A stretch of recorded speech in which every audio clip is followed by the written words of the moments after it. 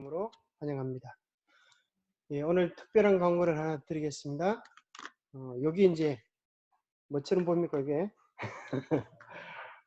이걸 왜 들고 나왔을까요? 이게 뭔가 하면은 32기가짜리 USB입니다. 그래서 여기다가 이제 여러분들이 유튜브나 혹은 또 영상을 보시다가 좋은 것들을 이제 추천해 주시면 그걸 여기다 집어넣으면은 이게 이제 방송국 같이 그렇게 될 수가 있습니다. 그래서 여러분들이 좋은 감동적인 설교들, 또 감동적인 찬양들, 우리 생활에 유익이 되는 뉴스타트 체조들, 뭐 찬양 율동들 이런 것도 다 집어넣을 수 있습니다. 그리고 한 가지 제안 드리기는 여러분들이 사진을 찍어가지고 각 가족별로 동영상 하나 만들어도 좋습니다. 사진 하나 찍어가지고 우리 가족은 아무개가 삽니다. 저는 이런 신앙을 가지고 삽니다. 여러분 환영합니다. 뭐 그런 글들 집어넣으면 여러분들이 이제 뭐가 되는가 하면 이걸 이제 방송국 32기가짜리 방송국으로 만들면 이제 텔레비를 틀 때마다 여러분 얼굴을 볼 수가 있어요. 그 얼마나 좋겠어요. 여러분 특별히 가족들 사진을 넣어가지고 특별히 안 믿는 가족 있다고 하면 안 믿는 가족들도 넣어가지고 그런 내용을 꼭 집어넣으세요. 안 믿는 우리 아무개가 꼭 함께 하늘의 소망을 얻게 되기를 기도합니다. 그런 걸 딱 집어넣으면 텔레비 틀 때마다 이제 쫙 그게 나올 거 아니에요. 그래서 가족들이 함께 우리 신앙을 다지고 하는데 아주 좋은 역할을 할 것 같아요. 제가 막상 구입해 보니까 아주 이게 너무 좋은 것 같아요. 보니까 여기 이제 종이는 우리 교회 걸로 갈아 끼울 수가 있어요. 우리 교회 이름으로 넣어가지고 칼라로 프린트 해가지고 딱 집어넣으면 아주 좋은 내용이 될 것 같아요. 그리고 여기 USB에도 이제 열쇠 고리에 딱 들어갈 수 있는 그런 USB로 만들어지는데 여기다가 이제 딱 우리 교회 이름하고 URL을 하든지 전화번호를 넣든지 딱 이렇게 새겨 놓으면은 아주 좋은 구역반 또 우리 선교를 위한 좋은 자료가 되리라 생각합니다. 그래서 여러분들이 여러분 가족을 소개하는 동영상 같은 거 요즘 젊은 아이들 잘 만듭니다. 사진 가지고 이렇게 만들으셔도 되고 정 못하겠다고 하면 다음 안식일날 다가오는 안식일날 제가 핸드폰으로 영상 녹화해 드리겠습니다. 무슨 말로 소개할까 이런 걸 한번 생각해 보시고 예쁜 옷 입고 오시면 되겠습니다.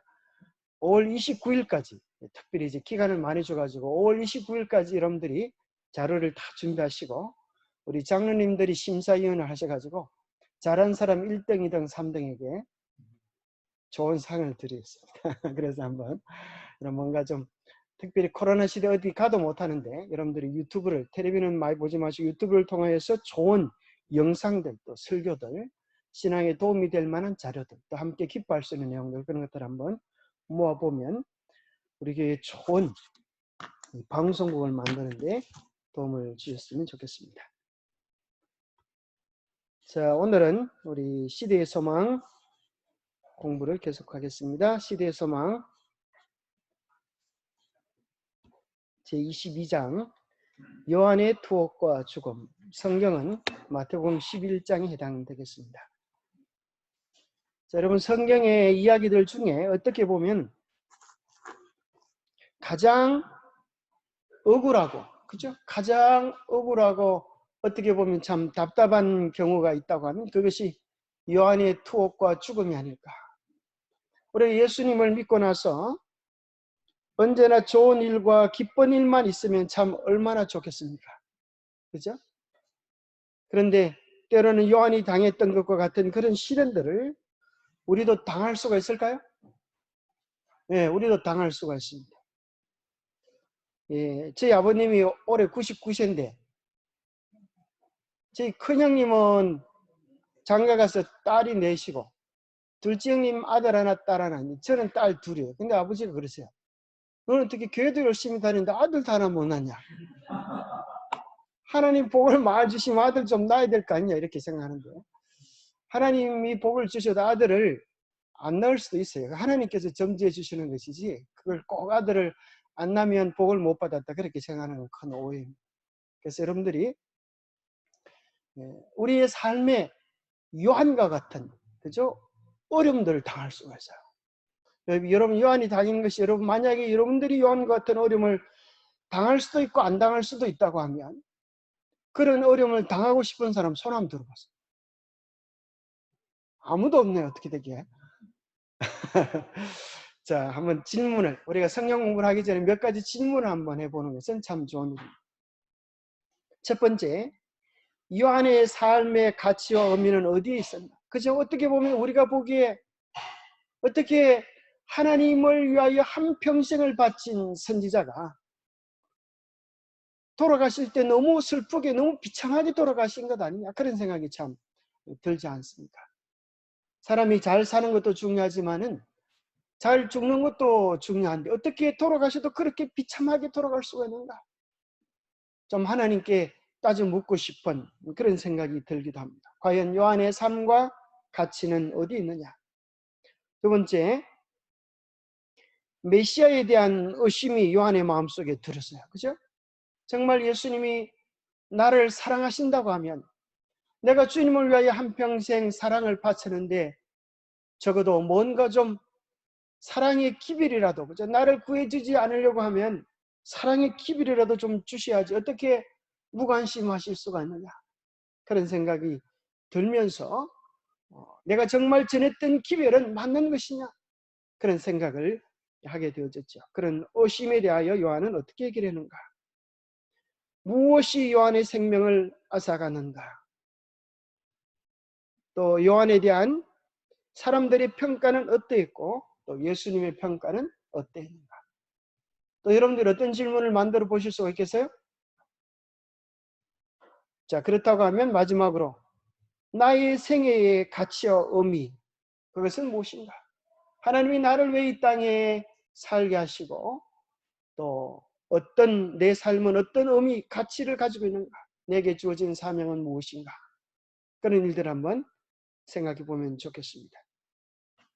자, 성경 요한 마태복음 11장 1절부터 4절에 보면 예수께서 12 제자에게 명하기를 마치시고 이에 그들의 여러 동네에서 가르치시며 전도하시려고 그 길을 떠나 가시니라. 여러분 짝수절 여러분 읽어주세요. 시작.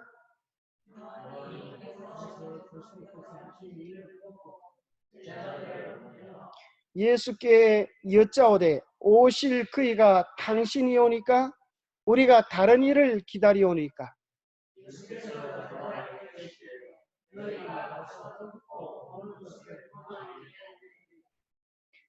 맹인이 보며 못 걷는 사람이 걸으며 나병 환자가 깨끗함을 받으며 못 듣는 자가 들으며 죽은 자가 살아나며 가난한 자에게 복음이 전파된다라.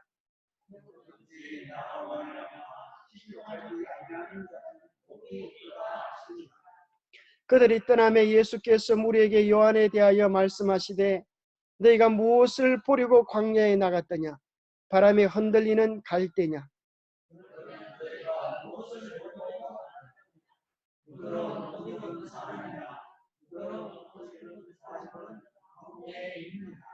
그러면 너희가 어찌하여 나갔더냐? 선지자를 보기 위함이더냐? 옳다. 내가 너희에게 이르노니 선지자보다 더 나은 자니라.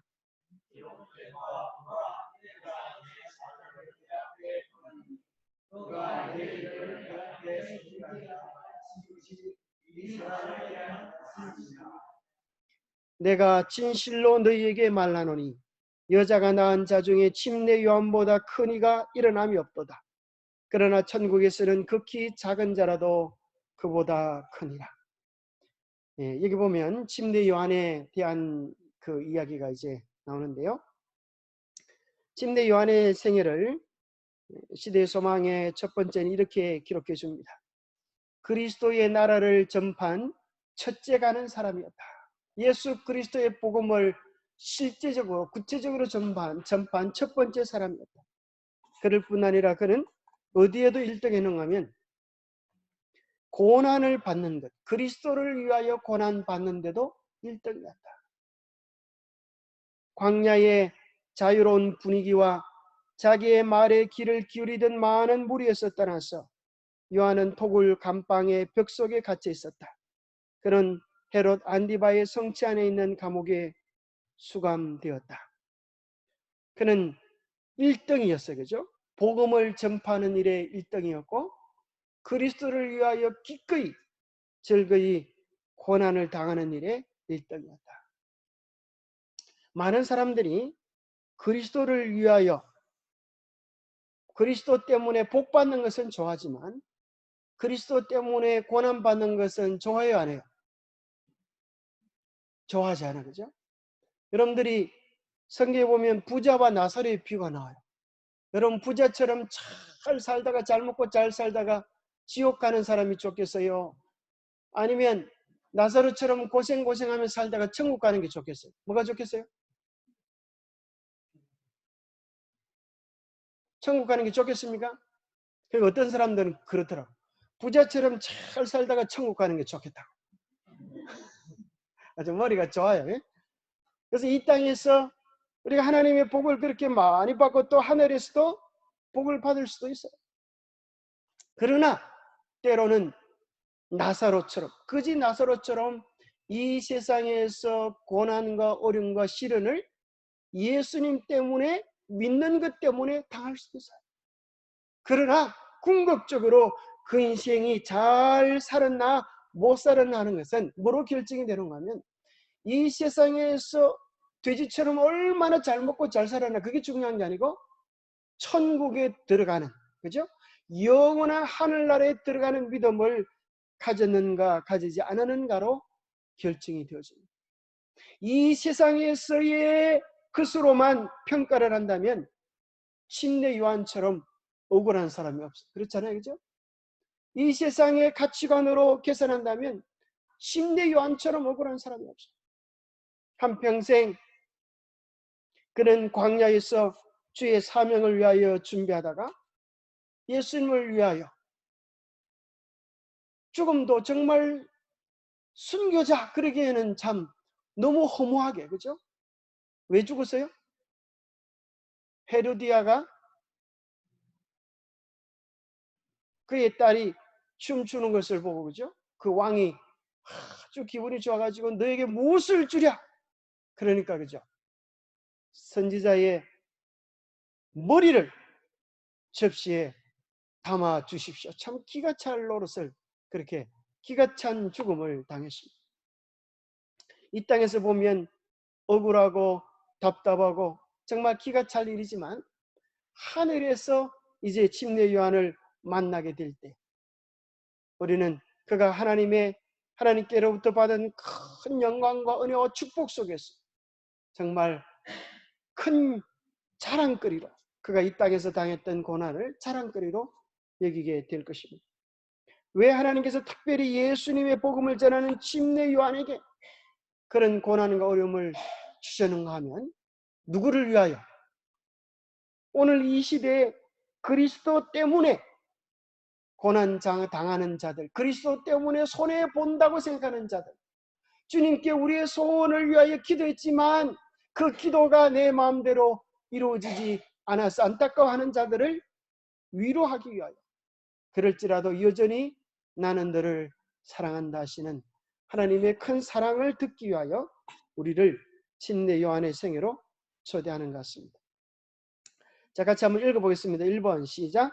요한은 대부분의 봉사의 생애를 안디바가 지배하던 요단 지역 동부에서 보냈다. 헤롯 자신도 침례 요한의 전도에 귀를 기울였었다. 방탕하던 왕은 회개하라는 부름을 듣고 떨었다.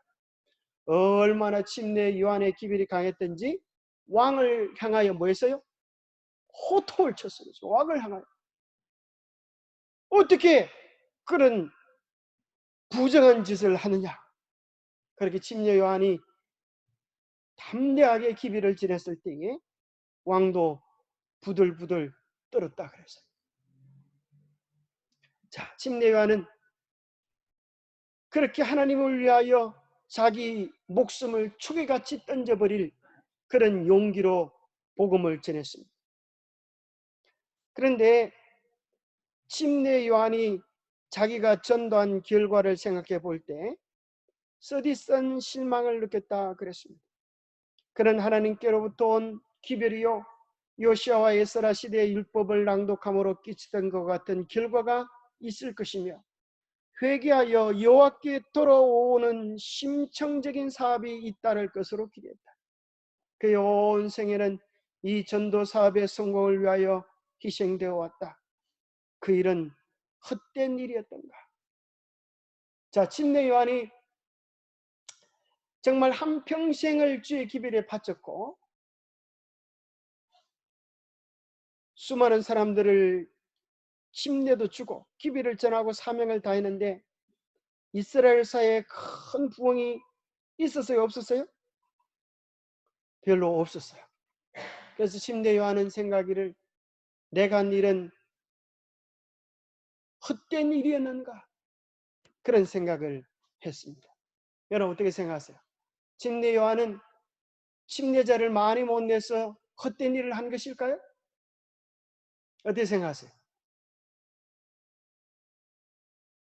침례 요한은 그에게 주어진 사명을 다했습니다. 그 사명이 무엇이죠? 마태복음 3장에 보면 자, 여기 이제 침례 요한의 사명에 대하여 마태복음 3장 3절에 보면 그는 선지자 이사야를 통하여 말씀하신 자라 일렀으되 광야에 외치는 자의 소리가 있어 이르되 너희는 주의 길을 준비하라 그가 오실 길을 곱게 하라 하는 선지자의 길을 예비하는 그 일에 사명을 다하고 그 일을 성공했습니다. 그래서 우리 모두에게는 각자에게 주어진 배역이 있어요. 그죠? 어떤 사람은 씨앗을 심는 자고 어떤 사람은 물 주는 자고 어떤 자는 수확하는 자예요. 그러나 씨앗을 심는 자는 뭘 보지 못할 수도 있어요? 수확을 보지 못할 수도 있어요. 그러나 그때 자기 때에 수확을 못 본다고 씨앗을 심지 않는다고 하면 가을에, 영적인 가을에 수확을 거둘 수가 없죠. 그래서 오늘 우리는 우리 시대에 하나님께서 우리에게 주신 그 사명을 충실히 감당하면 우리 눈에 보기에 많은 결과가 없을지라도 하나님은 우리를 향하여 뭐라 그럴까요? 충성되고 착한 종이다. 내가 작은 일에 충성하였으며 주인의 즐거움에 참여할지어다 라고 칭찬해 주실 것입니다. 문제는 우리 각자를 향하여 불러주시는 주의 음성에 최선을 다하여 순종했는가가 문제겠죠. 내가 주의 뜻에 순종하지 않고 잘 놀다가 주님 잘 지내다 왔습니다 이렇게 말을 하면 안 되겠죠. 그래서 우리가 기회를 다할 때마다 어떻게 이 복음을 전할까? 어떻게 영혼들에게 우리에게 주신 사명을 완수할까? 이런 생각들을 해야 될 것입니다. 자, 이번 구주의 제자들처럼 침례 요한도 그리스도의 왕국의 본질을 이해하지 못했다. 참 희한한 것은 그렇게 위대한 사명가도 뭐하지 못할 수도 있어요. 자기의 사명을 다 이해하지 못할 수도 있어요. 그래서 무슨 생각이 들었는가 하면 예수님께서 자기를 데리러 오지 않는 것에 대하여 또 자기 때에 큰 부흥이 일어나지 않는 것들에 대하여 마음의 갈등을 여기기도 한 것입니다. 그러나 그는 그에게 주어진 사명을 잘 감당하면 하나님께서 보시기에 몇 점일까요? 100점인 것입니다. 하나님께서 보시기에 우리 모두에게 주신 개인적인 사명. 그래서 우리는 이렇게 해야 됩니다. 아무도 우리의 환경과 다른 사람을 핑계하지 맙시다. 왜냐하면 우리 각자에게 주어진 사명이기 때문에. 그죠? 나는 누구 때문에 못하겠다. 이게 통하지 않은 거예요. 우리는 무엇 때문에 핑계대지 못하고 우리는 언제나 주어진 현실에서 최선을 다하면 하나님께서 그를 복 주실 것입니다. 자, 우리가 요셉을 생각해 보면 요셉이 하나님 앞에서 꿈을 꾸었는데 그 꿈이 이루어지기는커녕 자기 생각에는 그죠? 애굽이라고 하는 먼 곳으로 인신매매되어 팔려갔어요. 그때 요셉의 마음속에 에라이 하나님이 부르신 꿈 사명이 다 무슨 소용이냐? 이렇게 팔려간 종이 잘 돼봤자 종놈밖에 될 게 뭐가 있겠느냐? 하면서 자기 스스로 포기했더라고 하면 그런 꿈이 이루어졌을까? 이루어지지 않았을까요? 이루어질 수가 없습니다. 그러나 그는 아버지가 준 의복이 형제들에 의하여 찢겨졌습니다. 그 당시 채색옷은 어떤 의미를 가지고 있는가 하면 너는 우리 집의 왕자다, 그런 뜻을 가지고 있어요. 우리 집에서 가장 복받는 아버지의 최고의 신임을 가진 자다. 그의 옷이 찢겨질 때 그들의 마음, 형님들의 마음속에서 네가 무슨 왕자, 네가 무슨 복받을 자, 네가 무슨 형통할 자, 옷을 찢어버린 것이죠. 우리는 자리를 잃어버리고 위치를 잃어버리고 내가 해야 될 기회들을 잃어버리면 우리는 내가 할 일들을 다 빼앗겠다고 생각합니다. 그러나 요셉은 자기 옷이 찢긴 바 되었을 때에 무슨 결심을 했다 그래요? 내가 앞으로 어떤 처지에 임하든지 하나님의 뜻을 순종하는 일에 나의 최선을 다하리라. 하늘 왕자답게 살리라. 나는 비록 장래를 알지 못할지라도 어떻게 살아가리라? 매 순간 주어지는 일에 최선을 다하리라. 그것이 요셉의 결심이었습니다. 그가 주어진 대로 최선을 다했을 때 하나님은 그 모든 고난과 역경들, 어려움들을 사용하셔서 오히려 그의 꿈을 이루는 놀라운 도구들로 그렇게 사용하시는 것을 발견하게 됩니다.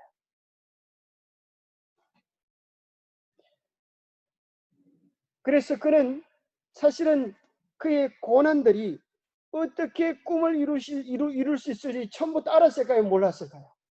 몰랐어요. 그가 하나님의 계획에 협력하는 유일한 한 가지 방법은 무슨 일이었죠? 무슨 일을 만나든지 최선을 다하고, 그리고 이 모든 것 속에 하나님이 섭리하고 계신다는 것을 믿는 것이었어요. 그럴 때 하나님은 그 모든 역경을 변하여 복이 되게 하셨어요. 지나고 나서 생각해 보니까 그런 일이 없었으면 큰일 날 뻔했었어요. 그죠? 지나고 나니까 그런 고난이 없었으면, 그런 어려움이 없었으면, 그런 억울함이 없었으면 큰일 날 뻔했었어요. 잠언 3장 5절 6절에 보면 하나님의 인도함을 받는 삶의 원리에 대해 이렇게 말씀합니다. 잠언 3장 5절 6절 너는 마음을 다하여 여호와를 신뢰하고 내 명철을 의지하지 말라. 너는 범사의 그를 인정하라. 그리하면 내 길을 지도하시리라. 하나님의 지도하심을 받는 세 가지 단계가 나오는데 첫 번째는 마음을 다하여 여호와를 신뢰하고, 이 말을 다른 말로 바꾸면 마음을 다하여 여호와께 여쭈라는 거야. 무슨 일을 하든지 우리의 뜻대로, 내 고집대로, 내 생각대로 하지 말고 하나님께 여쭈어라. 두 번째는 내 명철을 의지하지 말라. 내 생각에는 이렇게 토를 달지 말고 하나님의 인도하심에, 말씀의 이끄심에, 성령의 인도하심에 전적으로 순복해라는 것입니다. 세 번째는 너는 범사의 그를 인정하라. 때로는 그렇게 했을 때 내가 원하는 좋은 결과가 보이지 아니했다 할지라도 하나님의 뜻에 순종한 것으로 인하여 감사하고, 역경과 어려움이 올지라도 하나님이 인도하시는구나 하는 사실을 인정하라는 거야. 그래야면 내 길을 지도하시리라. 요셉이 보디발의 아내에게서 지조를 지켰을 때에 오히려 누명을 써서 감방으로 들어갔어요. 그때 우리는 막 미치고 팔딱 뛸 일이 아니겠어요? 아이고, 생사람을 잡아도 유분수지, 어떻게 이렇게 믿음 좋은 사람을 하필 그런 누명을 씌워가지고 감방에 집어넣느냐? 만약에 하나님 인도하심을 그가 받아들이지 않고 감방 속에서 고래 고함을 질렀다면 어떻게 될까요?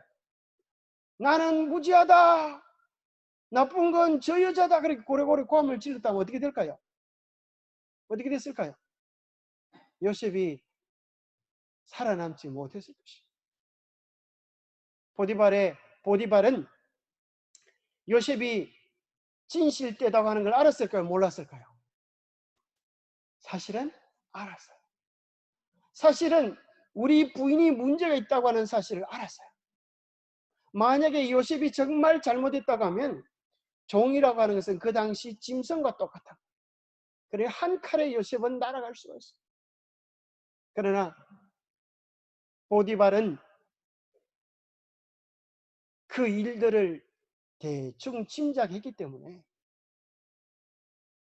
그의 가문의 명예를 위하여 요셉을 감방에 집어넣는 것입니다. 그런 사실을 모르고 요셉이 억울하다고 고래고래 꽐을 찔렀다고 하면 왕궁의 신하들을 만나기도 전에 골로 갔을 수가 있습니다. 그래서 때로 우리는 억울하고 어려운 일을 당해도 뭐 할 때가 있어요? 침묵해야 될 때가 있어요. 하나님의 더 큰 인도하심을 기다리면서 침묵해야 될 때도 있어요. 그런데 잘 참았던 사람이 괜히 한마디 잘못해가지고 잘 참았던 사람이 막판에 믿음 없는 소리를 해가지고 다 된 밥이 아니고 죽이라 그랬죠. 밥은 한 숟가락 떠낼 수 있지만 죽에 푹 빠져 다 된 죽에 코 빠지면 그 퍼내기가 참 어려워요. 다 된 죽에 코 빠지는 그런 수가 있어요. 그래서 우리는 끝까지 하나님 앞에 우리의 신실함을 지킬 수 있게 되기를 바랍니다. 요한은 자기의 뭐에 대해서 의심과 염려를 자기 동료들과 함께 토론하지 않았다. 그런 예수에게 물어보는 기별을 보내기로 결심하였다. 참 요한이 같은 요시네. 요한 요셉. 요한이 만약에 자기 염려를 자기 동료들과 함께 토론했더라고 하면 어떻게 됐을 뻔했어요? 더 요한의 마음은 침몰해질 수밖에 없었을 거예요. 그런데 그는 그렇게 하는 것 대신에 예수님께 물어보기로 그렇게 했습니다. 우리의 문제들도 그렇게 해결하면 참 좋을 것 같아요. 예수님께 여쭤보기로 하면 해결되지 않을 문제가 있을까요? 그렇죠. 예수님께 여쭤보기로 합니다. 여기 보니까 이 질문을 보니까 무슨 생각이 드는가 하면 신천지 들어간 아이들이 그죠? 아이고 우리 아버지가 이제 신천지 들어간 걸 알게 됐어요. 어떻게 하면 좋아요? 그렇게 신천지 지도자에게 전화를 하면 신천지 지도자가 뭐라 그런다 그래. 기가 찬 거짓말을 알 줄 몰라. 그래서 또 속이고 또 속이고 그런 일을 하죠. 우리는 우리의 모든 문제를 예수님께 여쭤볼 필요가 있어요. 자, 예수님은 그가 여쭤보았을 때, 그의 제자들을 통해 여쭤보았을 때 예수님이 내가 메시아다 이렇게 이야기하지 않으시고 네가 보고 들은 그대로 가서 침례 요한에게 이야기하라 그렇게 말씀하셨어요. 능력 있는 치료자의 음성이 귀머거리의 귀를 뚫으셨다. 한마디의 말씀, 그의 손의 단번의 접촉이 맹인의 눈을 뜨게 하여 일광과 자연의 경치와 친구들의 얼굴과 구원자 예수의 얼굴을 볼 수 있게 하였다. 예수께서는 질병을 물리치시며 열병을 쫓아내셨다. 그의 음성이 죽어가는 자들의 귀에 들려질 때에 그들은 건강과 활력을 가지고 일어났다. 이것은 도무지 부인할 수 없는 역사적 진실입니다. 자, 마태복음 11장에 보면 그것이 뭐라고 어떻게 표현되어져 있는가 하면 제자들이 와서 물었을 때에 뭐라고 이야기합니까? 5절에 보니까 맹인이 보며 못 걷는 사람이 걸으며 나병 환자가 깨끗함을 받으며 못 듣는 자가 들으며 죽은 자가 살아나며 가난한 자에게 복음이 전파된다 하라.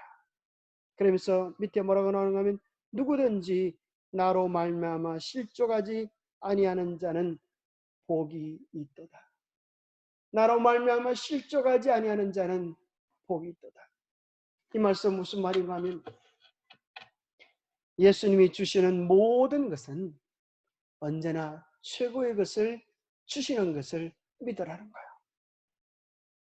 내 욕심, 내 기대, 그것이 이루어지지 아니할지라도 하나님은 우리 생에 가장 좋은 것을, 내게 가장 합당한 것을 주셨음을 여러분 믿고 받아들이시겠습니까?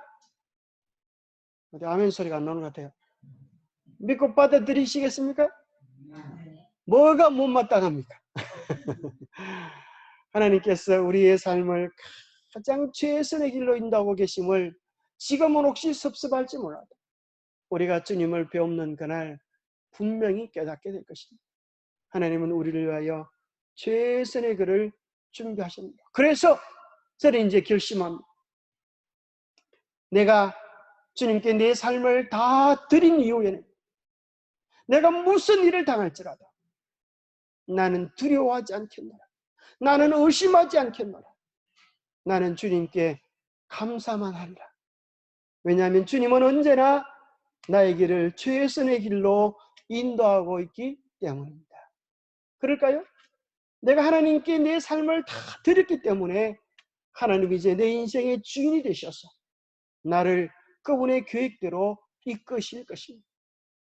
때로는 우리가 예기치 않은 터널을 지나갈 때도 있어요. 그러나 기억하십시오. 터널은 그 산을 뛰어넘는 가장 빠른 지름길이라고 하는 사실을 우리가 건너고 나서 알게 될 것입니다.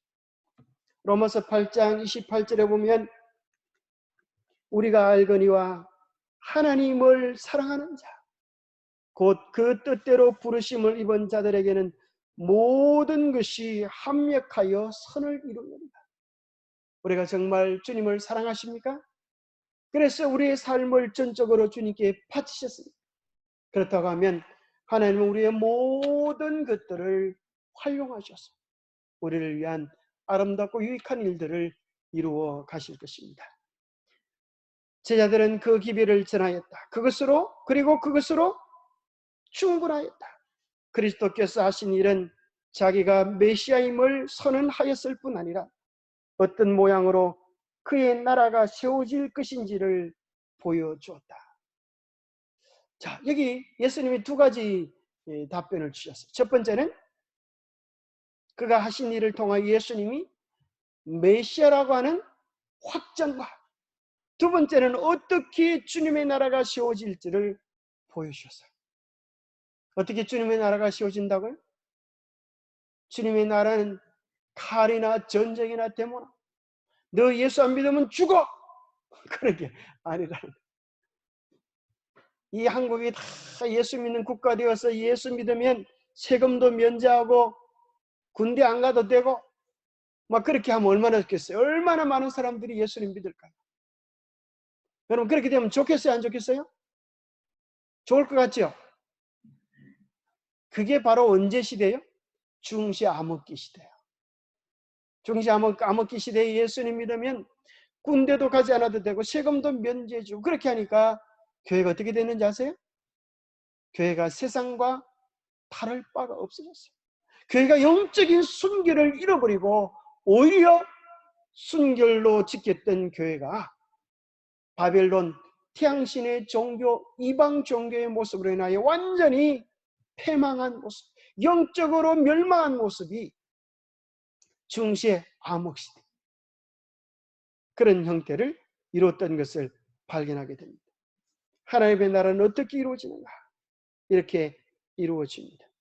그리스도께서 하신 일은 자기가 메시아임을 선언하였을 뿐 아니라 어떤 모양으로 그의 나라가 세워질 것인지를 보여주시는데 그 방법은 광야에서 엘리야에게 이르렀던 그 같은 진리가 요한에게도 공개되었다. 이때에 불후에 하나님께서 세미한 소리로 선지자에게 말씀하셨다. 예수께서도 당신의 사업을 이와 같이 군대의 충돌과 또는 보좌와 왕국을 뒤집어 엎으시는 것을 통해서가 아니라 자비와 자희생의 생애로 사람들의 마음에 말씀하심으로 하실 것이었다. 뭐로 하나님의 역사가 이루어진다고요? 두 가지. 그죠? 봉사의 생, 자희생의 생, 또 하나는 사람들의 마음에 말씀하십니다. 두 가지가 필요합니다. 그것이 무익한 것처럼 보이고 그것이 연약한 것처럼 보이고 그것이 당장 좋은 결과로 보이지 아니할지라도 우리는 사랑하는 일을 멈추지 않게 되기를 바랍니다. 우리는 봉사하는 일을 멈추지 않게 되기를 바랍니다. 우리는 섬기는 일을 멈추지 않게 되기를 바랍니다. 우리는 세상이 알아주지 않을지라도 하나님 앞에 정직하고 올바르게 성실하게 살아가는 것에 대하여 멈추지 않게 되기를 바랍니다. 왜냐하면 그것이 하늘나라의 무기이기 때문입니다. 이 세상 역사는 모함과 잔꾀와 술수가 이기는 것이 아니라 결국 대쟁투의 역사가 마칠 때 우리는 알게 될 것입니다. 이 전쟁에서의 승리는 누구의 승리로? 사랑의 승리로. 사랑의 승리로. 자, 한번 따라해 보시기 바랍니다. 사랑은 모든 것을 이긴다. 여러분 그럴까요? 네, 여러분 사랑은 모든 것을 이깁니다. 사랑은 모든 것이 끝난 후에도 여전히 변치 않고 영원히 존재할 것입니다. 그래서 우리는 예수 그리스도의 성품을 가진 사랑의 사람들이 다 되시기를 바랍니다. 그가 사랑의 나라에 들어가게 될 것입니다. 때로 사람들은 우리를 멸시하고 구박하고 학대할지라도 우리의 마음속에서 사랑을 잃어버리지 않게 되기를 바랍니다. 왜 우리가 사랑을 잃어버리는가? 불법이 성함으로, 마태복음 24장에 보면 불법이 성함으로 많은 사람의 사랑이 식어지리라. 뭐 때문에 사랑이 식어져요? 불법이 성함으로. 그게 사랑이 식어질 만한 충분한 이유가 됩니까? 어떻게 보면 논리가 서죠. 나는 사랑해 주는데 손해를 본 것입니다. 마태복음 24장 12절에 보면 불법이 성함으로 많은 사람의 사랑이 식어지리라. 내가 사랑하려는데 배신을 당했어. 내가 사랑하려는데 오히려 상처를 입었어. 그러나 천국에 들어갈 백성은 그럴지라도 사랑하는 것을 멈추지 않는 사람들입니다. 왜 그렇죠? 왜 그렇지? 왜 그래야만 합니까? 예수님께서 우리가 그 사랑을 배반할 때, 우리가 그 사랑을 외면할 때에, 우리가 그 사랑을 모른 채 했을 때에 주님께서 우리를 그렇게 사랑해 주셨기 때문에 그 사랑 때문에 오늘 우리가 구원받고 살아 있을 수 있는 것 아닙니까? 그래서 이야기하기를 마태복음 24장 13절에 보면 그러나 끝까지 사랑하는 자는 구원을 얻으리라. 그러나 끝까지 견디는 자는 구원을 얻으리라. 어버이날은, 5월달은 부모님의 사랑을 많이 생각하는 해인데 어떤 사람이 그렇게 카톡에 댓글을 달았다. 어버이날 그러지만 어머니 노래를 했는데 아버지 노래가 왜 없냐? 아버지가 참 없는, 아버지가 쓸 자리가 없는. 그 왜 아버지나 어머니나 좀 똑같이 수고하는데 좀 불공평하잖아요? 왜 아버지 노래는 없냐? 그런 얘기를 하죠. 그런데 아버지는 큰 희생을 했지만 어머니는 어떻게 희생을 하셨어요? 몸 바쳐서 그렇게 젖을 먹이고 밤에 잠도 못 주무시고, 그죠? 잠자는 사랑으로 늘 곁에 돌보아줬기 때문에 바로 피부로 느끼는 것은 어머니 사랑이었던 거예요. 그것이 자녀들에게 잊혀지지 않는 거랍니다. 희한하지? 이 세상에서 가장 아름다운 단어가 뭐냐? 그러면 넘버원이, 그죠? 어머니, mother. 그렇다.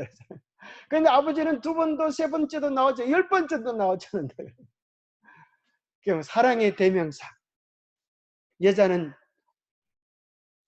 약하지만 어머니는 위대한 것이.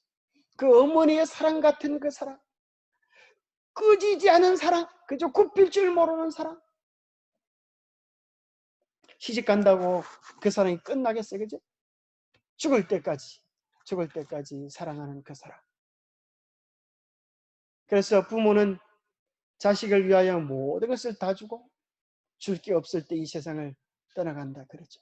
그래서 우리의 마음속에 어머니 같은 사랑, 그 사랑은 곧 예수 그리스도의 사랑, 그것이 하나님의 백성들의 특징이고 증거가 되어야 되리라 생각합니다.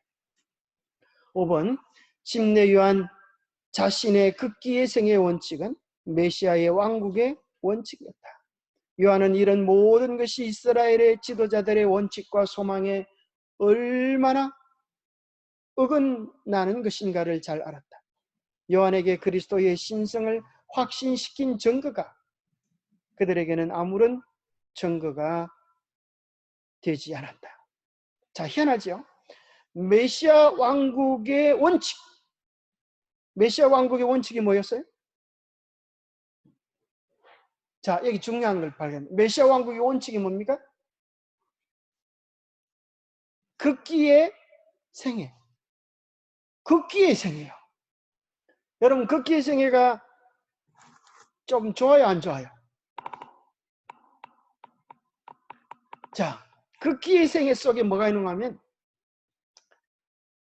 자기를 이기는 거죠. 극기. 자기를 이기는 거예요. 내 속에 뭐가 있는데?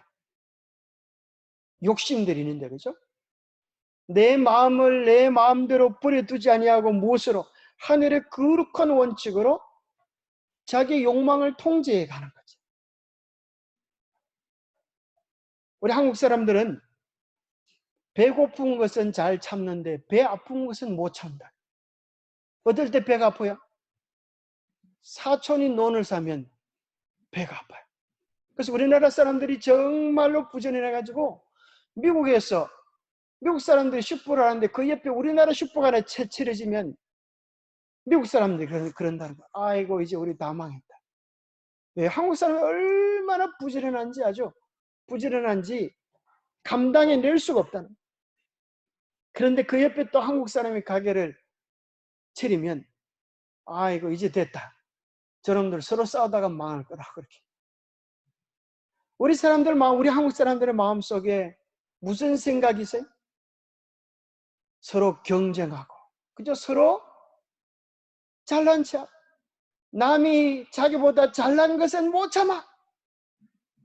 자기 인생 속에 오늘 현실에 대하여 만족하고 기뻐하고 감사하면 행복한데 괜히 동창이 갔다 오면 그날부터 잠이 안 와. 아, 나보다 공부 못한 걔가 나보다 더 잘 살아. 나보다 못생긴 걔가 나보다 더 좋은 신랑 만나가지고 부자가 됐어. 그러면 그만 막 밤잠이 안 오고 막 불안해지고 염려스. 그 모든 것들은 뭐 때문에 오는가 하면 극기를 잃어버립니다. 그래서 극기한다고 하는 말은 다른 말로 자제한다는 것이고, 극기한다는 말은 다른 말로 오늘 나의 삶이 어떠하든지 하나님이 최고의 삶으로 이끌고 계심을 믿고 오늘 그 행복을 누리는 것입니다. 행복이란 많이 먹어서 오는 게 아니에요. 적당하게 먹을 것이 있고 그 속에서 만족감을 누리면 행복한 거야. 그렇잖아요? 집이 뭐 100칸이 100채 있으면 주무실 때 방 칸만 있으면 됐지. 100칸이나 되는 방, 이 방 저 방 주무시면 어떻게 잠이나 자겠어요? 먹을 게 많아가지고 밥을 하루 3끼 안 먹고 10끼를 먹어봐요. 배 터져 죽어요. 하나님께서 우리에게 먹을 것과 입을 것이 주신 적 족한 줄로 알고, 또 우리가 너무 욕심에 치우쳐 살지 않고 극기하는 생애를 사는 것. 그것이 예수님이 보여주신 원칙이에요. 예수님이 이 땅에서 잘 먹고 잘 살려가면 얼마나 그분은 그렇게 할 수 있는 능력이 있었어요. 그러나 예수님은 그렇게 살지 않으셨어요. 예수님은 어느 집에 태어나셨어요? 하루 일해서 하루 밥벌이에 먹는 가난한 목수의 집을 선택하셨어요. 그것은 오늘 우리가 어떤 처지와 형편이 있다 할지라도 뭐 할 줄 알면, 하나님의 인도하심에 내 삶을 온전히 맡길 줄 알면 너도 행복한 자다. 우리가 많이 우리가 가진 것이 적다고 생각할지라도 누구와 비교해 보면, 우리가 세상과 비교해 보면 아이고 내가 없습니다 그럴지 몰라도 예수님과 비교해 보면 여러분 부자입니까? 예수님과 비교해 보면 뭐 어마어마하게 부자지. 그렇잖아요. 예수님은 단벌 신사였는데 우리는 옷이 몇 불이는데, 그죠? 예수님은 방 한 칸도 없어요. 그래도 우리는 방이 몇 칸씩 있잖아요. 예수님은 냉장고에 먹을 것 하나 없었는데 우리는 냉장고에 그래도 내일 먹을 것, 모레 먹을 것, 한 달 먹을 양식은 있잖아요. 우리가 얼마나 많이 가졌느냐, 그것이 행복을 결정해 주는 것이 아니라 하나님의 인도하심을 얼마나 믿고 신뢰하고 감사합니다. 그래서 극기할 줄 모르는 사람은 노예인 것입니다. 그죠? 뭐에 대한 노예요? 욕망의 노예. 배를 신으로 섬기는 것이다. 그것을 성경에 보면 뭐라 그런가 하면 십자가의 원수다. 십자가의 원수. 우리는 예수 그리스도의 정신은 십자가의 정신이에요.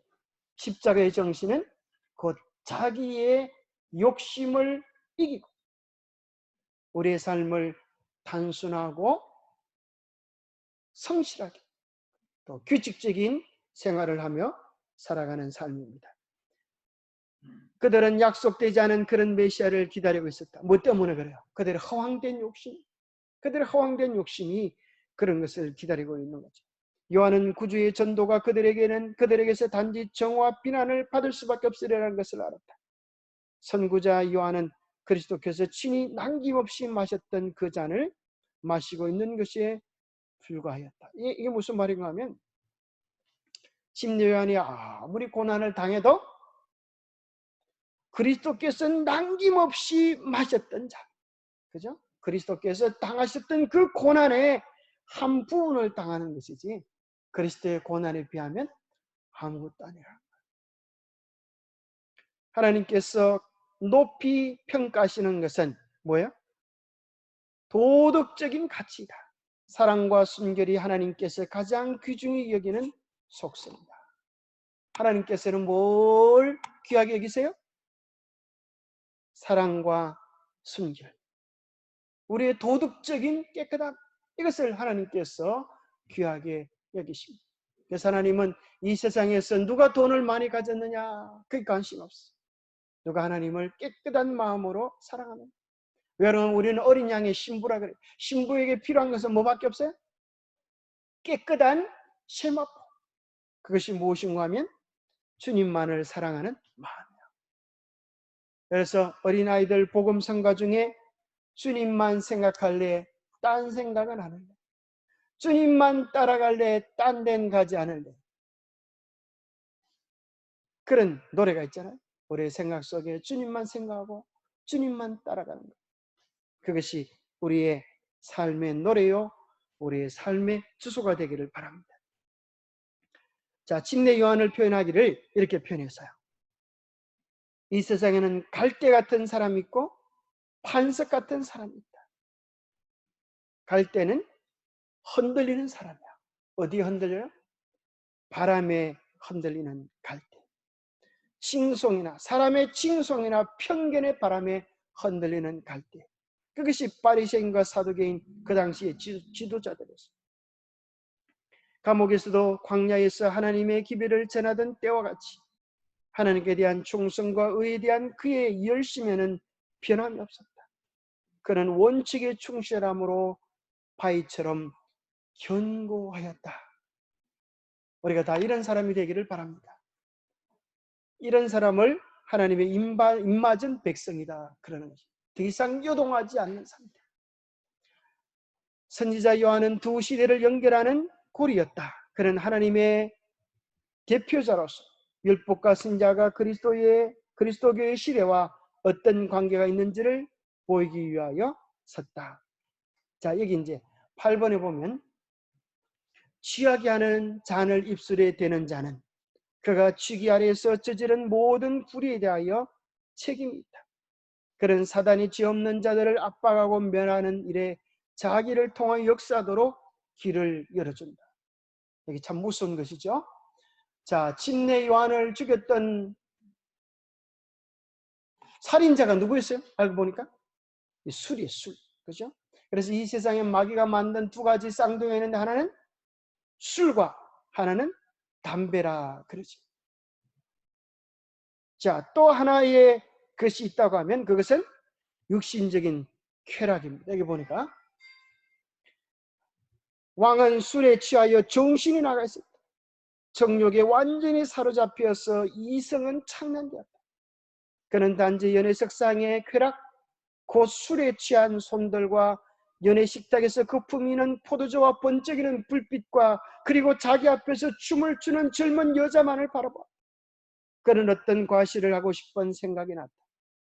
그는 헤로디아의 딸이 무엇을 원하든지 심지어 나라의 절반이라도 주겠다고 맹세하고 약속하였다. 술과 담배, 그 다음에 여기 뭐가 나요? 육신적인 쾌락을 추구하는 것은 살아있으나 죽은 것이다. 일락을 좋아하는 자는 살았으나 죽었다. 그렇게 이야기합니다. 그래서 그리스도인들은, 참된 그리스도인들은 어디서 기쁨을 누리는가? 참된 그리스도인들은 어디서 기쁨을 누려야 돼요? 시편 1편에 보면 뭐 하는 자가 복이 있어요? 옳지, 그죠? 여호와의 말씀을 주야로 묵상하는 자는 복이 있도다 그랬어요. 그래서 공동번역에 보면 하나님의 말씀을 낙으로 삼아, 하나님의 말씀을 낙으로 삼아. 여러분의 즐거움은 말씀이 되기를 바랍니다. 우리의 즐거움은 예수가 되기를 바랍니다. 우리의 즐거움은 주님의 전을 찾고 섬기며 봉사하는 것이 되기를 바랍니다. 무엇을 즐거워하느냐? 그것이 그 사람의 운명을 결정합니다. 우리가 세상적인 쾌락을 좋아하면 이미 우리의 영혼이 죽은 것입니다. 우리가 높은 자리를 탐하면 이미 영적 순결을 잃어버린 것입니다. 우리 주님이 가신 그 길, 주님은 우리를 위하여 십자가를 지셨는데 우리는 어떻게 십자가 없는 삶을 살아가려고 생각하십니까? 우리의 주인이 십자가를 지셨는데 우리도 주님을 따라가야 하지 않겠습니까? 자, 마지막으로 이 말씀만 읽고 마치겠습니다. 헤롯은 그리스도께서 하시는 일에 대하여 듣고 몹시 괴로워하였다. 그는 하나님께서 요한을 죽음에서 일으키셔서 더욱 위대한 능력으로 죄를 지적하기 위하여 그를 보내신 것이라고 생각하였다. 누구를 보고요? 예수님을 보고. 그래서 죄를 지은 사람은 그죠? 솥뚜껑만 보고도 거북이처럼 놀라는 것입니다.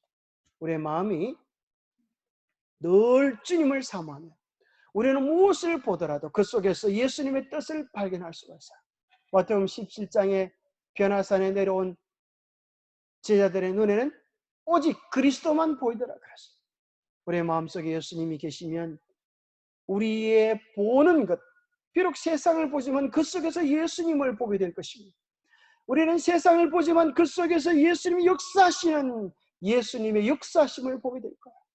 그러나 우리의 마음의 중심에 예수님을 잃어버리면 세상의 화려함이 보이고 세상의 즐거움이 보이고 세상의 쾌락이 보이고 세상의 것들이 우리의 마음속에 탐스럽게 눈에 보암직하게 여기지면 우리가 영적인 순결을 잃어버렸음을 이야기하는 것입니다.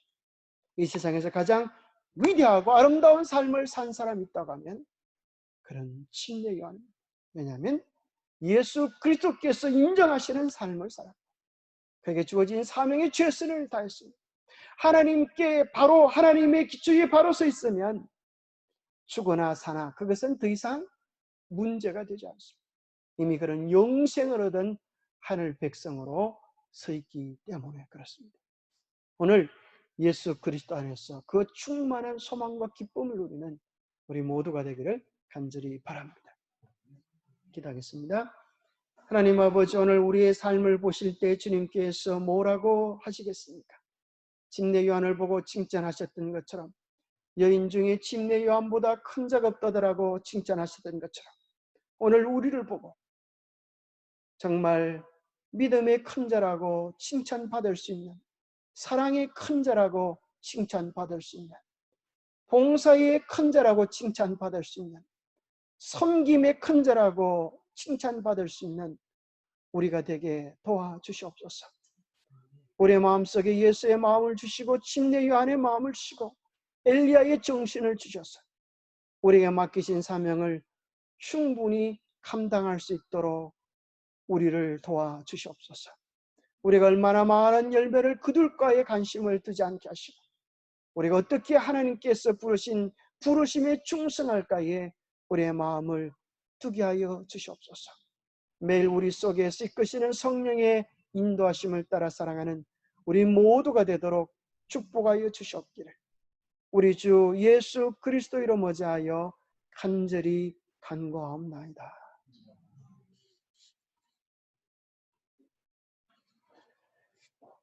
예, 감사합니다. 우리 오늘 저녁에